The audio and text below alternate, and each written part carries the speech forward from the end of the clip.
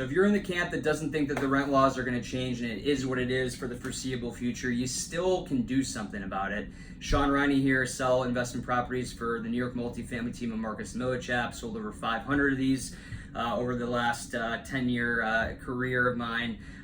Look, one of the themes that we're having a lot of meetings and conversations about right now is simply rebalancing a portfolio and diversifying your unit mix into a greater percentage of free market units. If you're not of the mind that things are going to change and you're heavily stabilized, you can still do something about it. Let's have a conversation about how to rebalance and try to get that free market to rent stabilized ratio more in the 50-50 balance, so you can at least hedge against the possibility that the laws do not change and there's no re-incentivization of the private sector to renovate vacant apartments that previously were rent regulated. One of the themes, and I wrote about this yesterday, that I particularly like for the smaller investor, it's hard to scale, is the brownstone investment Brooklyn market. It's very simple. What there's less of will be in more demand.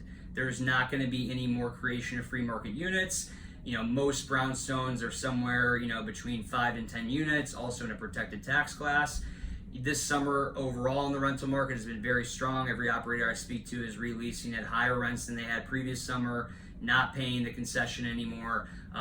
There will be more upward pressure in demand for historically, free market units, many of which are confined in brownstone Brooklyn.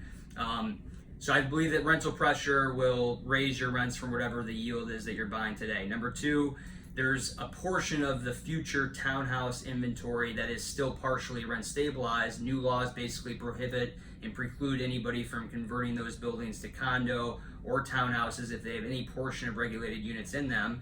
So that's further reducing the supply.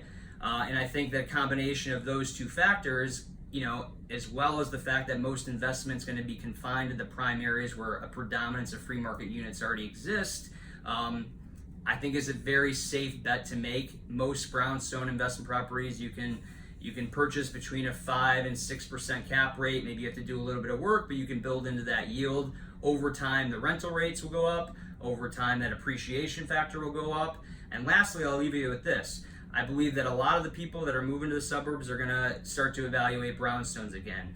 You will find that in brownstone Brooklyn tax class 1 townhouse type opportunities, that real estate taxes are a fraction of what a similar price point home would sell for in Westchester, Long Island, Connecticut.